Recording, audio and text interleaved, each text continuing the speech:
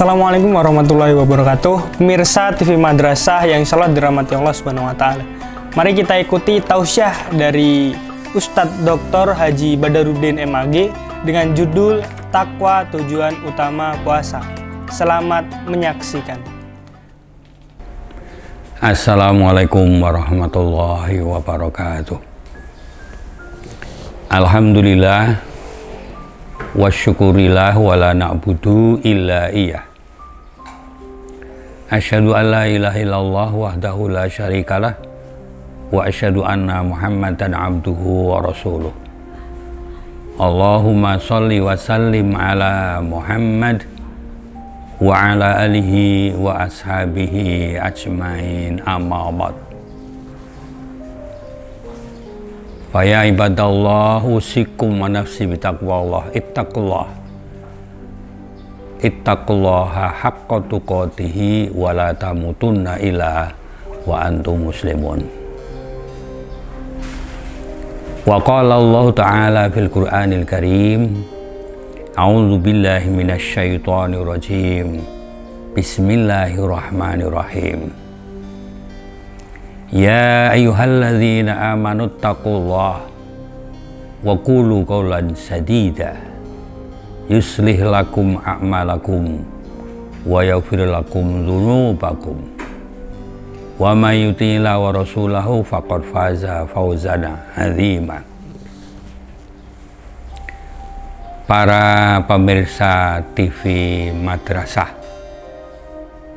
yang dimuliakan oleh Allah Subhanahu wa Ta'ala, juga para pirsawan yang lain, pada kesempatan yang berbahagia ini saya bersyukur ketemu dengan Madrasah TV dalam kajian Ramadan 1442 Hijriah ini. Kenikmatan yang tak terhingga adalah kenikmatan yang dimunculkan oleh Allah karena kita bisa beribadah. Lebih-lebih kita akan beribadah Ramadan, dan Ramadan itu sendiri telah dipilih oleh Allah, diturunkannya Al-Quran. Maka pada kesempatan yang berbahagia ini, sebagai prolog, ada sebagian dari kita masih menganggap bahwa puasa Ramadan, sholat tarawih itu masih dalam tahapan tradisi. Tetapi ada yang juga sudah memberikan visi kehidupan di dalam Ramadan itu adalah salah satu tujuan dan hakikat kebenaran yang ada di dalam bulan Ramadan tersebut. Kalau kita mengolah berapa kali kita sebenarnya sudah berpuasa, tetapi berapa jauh puasa itu merubah pada perilaku kehidupan kita, baik hidup kita di dunia maupun di akhirat. Kadang-kadang yang terjadi, begitu banyaknya ceramah. Ceramah itu tidak bisa, ternyata ceramah itu belum bisa merubah pikiran manusia, visi dan misi kehidupannya. Ini yang sangat kita rugikan. Maka saya hanya akan membidik apa yang saya pahami, bahwa melakukan puasa Ramadan itu bagian dari pensucian jiwa. Bagaimana jiwa itu menjadi bersih? Ya, maka mulut kita berpuasa, hidung kita berpuasa, mata kita berpuasa, syahwat kita berpuasa, ini adalah berlatih untuk pensucian jiwa. Mengapa? Karena puasa itu hanya untuk mendapatkan ridho dari Allah, tidak ada yang lain. Sehingga pahala pun akan diberikan oleh Allah itu sendiri. Betapa agungnya Ramadan yang dilakukan pada puasanya itu. Jadi secara lahiriah kita itu sudah disucikan. Tidak makan, tidak minum, tidak bersyahwat. Maka sebenarnya pensucian hati itu akan masuk kepada jiwa kita masing-masing. Tidak pernah putus asa,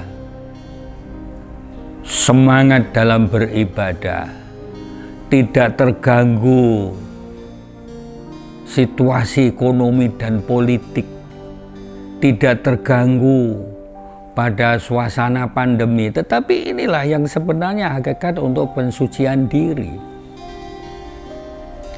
Maka tidak ada niat yang ada pada diri kita itu kecuali penghambaan kepada Allah Subhanahu wa Ta'ala. Inilah yang menjadi tujuan kita. Misalnya begini, dalam pensucian hati itu Allah itu sudah memberikan penjelasannya. Ya ayyuhalladzina amanu taqullah wa qulu qawlan sadida. Wahai orang-orang yang beriman, bertakwalah kamu itu kepada Allah dan berkatalah yang benar. Qawlan sadida, berkatalah yang mulia. Betapa maraknya perkataan-perkataan yang melalui mass media itu begitu jorok dan seolah-olah tidak ada batasnya antara yang berkata dan yang dikatakan. Nah, inilah contoh bahwa manusia itu qaulan sadida. Nah, ini loh kegembiraan itu. Kalau ada tiga hal, ada iman, ada takwa, ada perkataan yang bagus. Yuslih lakum a'malakum. Maka Allah selalu memperbaiki amalmu. Berarti jaminan dalam kehidupan itu sudah Allah. Kita mati bersama Allah, kita hidup karena Allah, mendapat rezeki karena Allah. Maka ada konsep lamat luba ilallah. Tidak ada yang saya cari itu kecuali Allah. Nah, itulah yang harus kita cari di situ. La ma'buda ilallah. Tidak akan saya itu beribadah kecuali kepada Allah. La mahbuba ilallah. Tidak ada kecintaan kecuali kecintaan itu kepada Allah. La maujuda ilallah. Dan tidak akan terjadi apapun kecuali kehendak Allah. Nah, tetapi yuslih lakum amalakum wa yaghfir lakum dzunubakum. Allah itu luar biasa, masih memberikan ampunan. Masih memberikan ampunan. Wa yaghfir lakum dzunubakum itu. Tetapi di situ kamu atau kita semuanya ini wa may yuti'illah wa rasulahu faqad faza fawzan 'azima. Siapa yang terus-menerus taat kepada Allah dan Rasulnya, itulah kemenangan yang hebat. Sungguh hebat itu. Kemenangan di situ apa? Karena ketakwaan, karena iman, ketakwaan, dan perkataan yang bagus. Kalau seluruh komponen madrasah, apakah itu guru, apakah itu murid, atau tenaga pendidik, semua akan beriman, bertakwa, kemudian berkata yang benar, jaminan Allah itu yuslih lakum a'malakum. Nah, kemudian kalau itu menjadi bersih, maka seluruh niat kita itu bersih hanya kepada Allah. Itulah yang menjadi keunggulan. Nah, kemudian di dalam surat Ali Imran ayat 31 dan 32 itu Allah itu mengatakan, kul in kuntum tuhibbunallaha fattabi'uni. Jika kamu itu cinta kepada Allah, maka ikutilah Allah. Sekarang ada orang yang mengatakan beriman, mengatakan dia Islam, tetapi tidak taat kepada Allah. Orang yang mengatakan beriman kepada Rasul, tetapi dia tidak taat kepada Rasul. Inilah yang menjadi ketimpangan dalam kehidupan. Kalau umat Islam seperti dalam surat Al-Ahzab itu semuanya akan damai. Dan itu akan memberikan rahmatan lil alamin. Jadi madrasah itu berkembang, itu akan menyebarkan benih-benih rahmatan lil alamin. Selama dia itu beriman, bertakwa, berkata yang baik. Berapa banyak pemimpin yang hanya berkata, tetapi tidak ada amal baiknya. Ya, tidak ada amal baiknya, atau belum muncul amal baiknya. Nah, padahal dia ngerti siapa yang memberi rezeki? Allah. Siapa yang menghidupkan? Allah. Siapa yang mensejahterakan? Allah. Tetapi dia lupa kepada Allah itu serta-merta. Orang Islam sudah dibimbing oleh Al-Quran. Cintailah Allah. Ya, sudah diperintahkan agar sesama muslim itu adalah saudara. Kalau memilih teman, pilihlah teman yang muslim. Kalau memilih pemimpin, milihlah pemimpin yang muslim. Ada seorang yang dikatakan Islam, tetapi tidak menggunakan ayat itu untuk jalan kehidupannya. Kalau kul in kuntum tuhibbunallaha fattabi'uni, ini kesucian jiwa itu hanya untuk cinta kepada Allah. Wah, kalau ini dilakukan, Masya Allah, luar biasa kehidupan dunia. Lagi-lagi yaghfir lakum dzunubakum. Allah itu akan selalu memberi ampunan kepada manusia. Nah, wallahu ghafurur rahim. Sungguh Allah itu Maha Pengampun dan Penyayang. Apa? Orang yang sholat diberi rezeki, orang yang tidak sholat juga diberi rezeki. Sholat tanda kehormatannya itu kepada Allah. Nah, tetapi kadang-kadang, orang itu nggak pernah sholat kok rezekinya banyak. Nah, ini ketimpangan berpikir bahwa ar-rizqu 'ala Allah. Rezeki itu di tangan Allah. Nah, terus berikutnya yang ke-32. Qul ati'allah wa ati'ur rasul. Fa in tawalau fa innallaha la yuhibbul kafirin. Masih Allah mengatakan, taatlah kamu itu kepada Allah. Kalau manusia itu semuanya taat pada Allah, tidak ada persoalan. Musuh taat pada Allah, teman taat pada Allah, tidak ada persoalan. selama dia taat kepada Allah dan taat pada Rasul.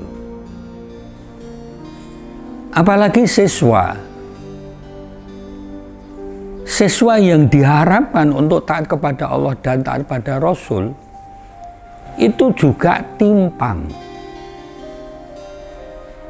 Ya, timpang. Dia mengejar kepada ilmu keduniaan tetapi lupa kepada ilmu yang lain sebagai bekal untuk akhirat. Ini yang perlu diperhatikan. Nah, kalau sudah begitu, fa'in tawallau, barang siapa yang enggan, barang siapa yang melengos, fa'innallaha la yuhibbul kafirin. Sungguh Allah itu tidak senang kepada orang-orang yang melanggar. Kalau misalkan peserta didik melanggar norma agama, Allah tidak senang, orang tua tidak senang, ya, guru tidak senang.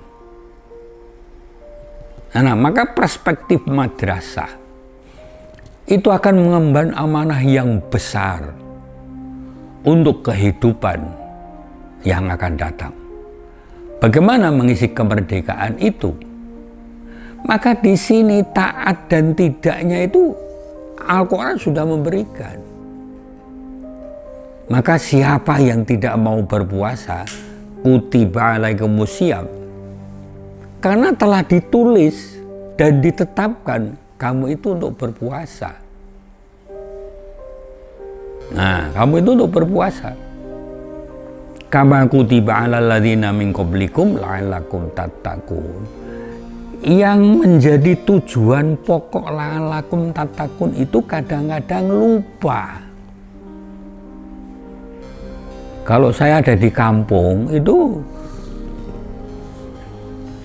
tanggal 1 Ramadan sampai tanggal 10 penuh musola atau masjid itu. Tapi nanti kalau sudah tanggal 15, tanggal 20, softnya maju. Itu bertahun-tahun yang saya lihat begitu. Berarti apa? Ceramah sekian hari, 30 hari tidak membekas.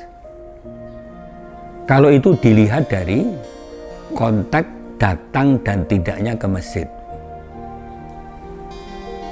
Kemudian tadarus, okelah tadarus. Tetapi musiman tadarus itu ya hanya Ramadan. Kemudian di luar Ramadan tidak ada tadarus lagi. Ini yang kesenjangan. Seharusnya apa? Diteruskan tadarus itu. Diteruskan sedekah itu. Diteruskan tadabbur Al-Quran itu. Nah, kalau itu yang difahamkan, ya, kalau itu ada yang dipahamkan, itulah yang sebenarnya keikhlasan kemudian memupuk jiwa itu dengan diisi kebaikan seluruhnya. Nah, jadi kita mengisi kebaikan-kebaikan itu yang ada di dalamnya itu. Tidak berpikir kepada perbuatan-perbuatan yang sudah dilarang. Nah, ini menjadi kunci utama bagi kehidupan kita, lebih-lebih di madrasah aliyah. Nah, di madrasah aliyah perlu mengemas kehidupan itu menjadi cemerlang, suci hatinya, suci jiwanya, suci pekerjaannya. Hanya mengharapkan ridha Allah dan hanya mengharapkan mendapatkan ampunan dari Allah Subhanahu wa Ta'ala. Nah, saya kira itu pada poinnya. Oleh karena itu, sebagai kesimpulan, bersihkan hati kita. Bersihkan seluruh amalan kita itu hanya karena Allah. Karena itu nanti ada kerugian besar kalau itu ada diniatkan yang lain. Nah, kemudian isilah kegiatan-kegiatan ini seluruhnya mengambil pada kebaikan. seluruhnya bersumber kepada apa yang diperintahkan oleh Allah dan Rasul-Nya, baik dalam ibadah mahdhah atau pada ibadah am. Terakhir, maka tidak ada kemuliaan bagi manusia itu kecuali orang-orang yang memiliki ketakwaan yang tinggi. Ketinggian ketakwaan itu menjadi tujuan dari Ramadan. La'allakum tattaqun, sebab Allah mengatakan inna akramakum indallahi atqakum. Baik para pemirsa TV Madrasah yang dimuliakan oleh Allah, sekian apa yang saya sampaikan. Barangkali ada kekurangannya, maka saya mohon maaf yang sebesar-besarnya. Mudah-mudahan apa yang saya sampaikan sekecil ini bisa bermanfaat kepada tenaga pendidik, para pendidik dan para siswa khususnya untuk pengembangan kehidupan ke depan. Nah, kami hidup di madrasah sudah kira-kira 30 tahun untuk menekuni madrasah itu, dan satu yang menjadi idola saya adalah bagaimana anak-anak laki-laki itu bisa azan subuh, dan azan subuh itu di masjid bukan di rumah. Tetapi ini pun juga sebuah harapan, mudah-mudahan itu terlaksana. Terima kasih, segala kekurangan mohon maaf, dan wassalamualaikum warahmatullahi wabarakatuh. Kuis hari ini, apakah tujuan tertinggi menjalankan ibadah puasa Ramadan? Apakah tujuan tertinggi menjalankan ibadah puasa Ramadan? Kirim jawabannya di nomor bawah ini karena akan ada banyak hadiah menarik menanti kalian.